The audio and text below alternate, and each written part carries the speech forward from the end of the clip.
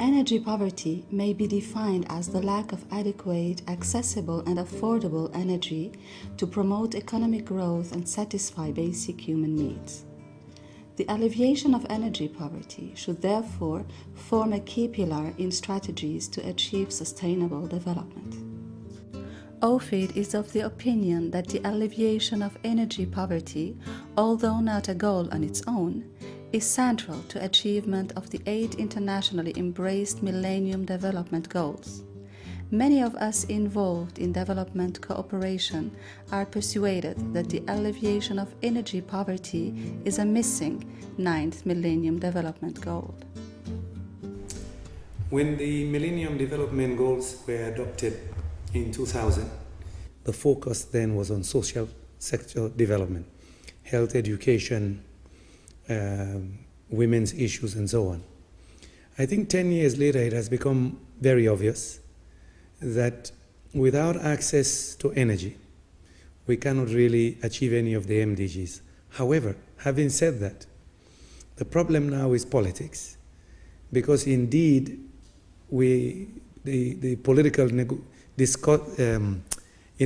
discussions of the MDGs, a decision has already been taken a priori to ring-fence the 8 goals so that nothing else is added. So energy issues were not brought in as another goal.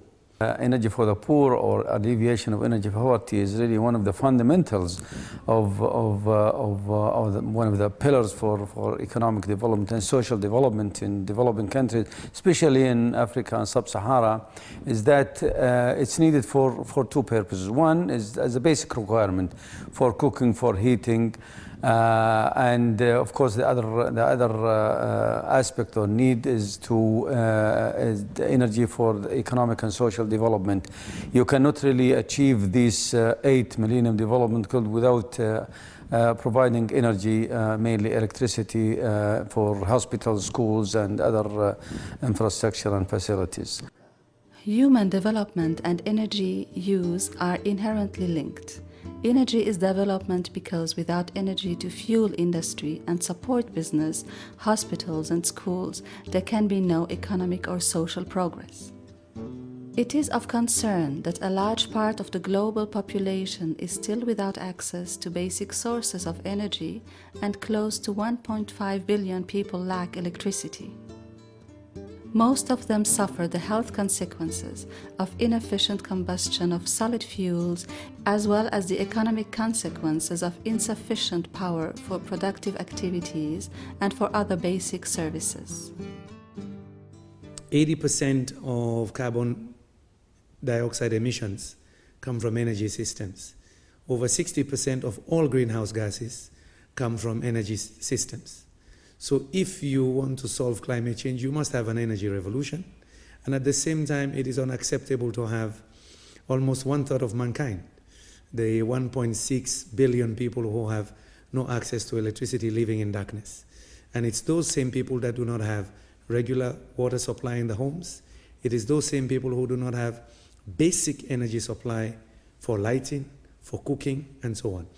And I mentioned earlier that based on WHO estimates, about 1.5 million to 2 million people die every year from indoor air pollution, from incomplete combustion of biomass.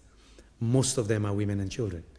OFID believes that the developing countries must be helped to build capacity in the areas of generation, transmission, and distribution so that electricity supply becomes regular and efficient. Also, OFID believes that innovative methods in terms of financing as well as sources of energy must be found to the needs of the very poor. In working to alleviate energy poverty, OFID supports the development of energy infrastructure through the extension of highly concessional loans to governments and soft loans to the private sector, the provision of microfinance products to break the vicious circle energy poverty that links energy development, real demand and income, the international trade of energy products benefiting developing countries, institutional and human capacity building in the field of energy through the provision of grant assistance. For us, OFID, when we talk about energy for the poor, that doesn't mean that we are starting a new program. Actually, we have been doing this for the last 35 years. Our commitment is no less than 20%, but we are now trying to expand our commitment, and we're trying to look for ways and means of enhancing our financial ability to do more. While energy poverty is just one of the many challenges that developing countries have to overcome, it is OFID's belief that it is also among the most pressing. Energy poverty will thus continue to figure on OFID's agenda, as it should, at a global level also.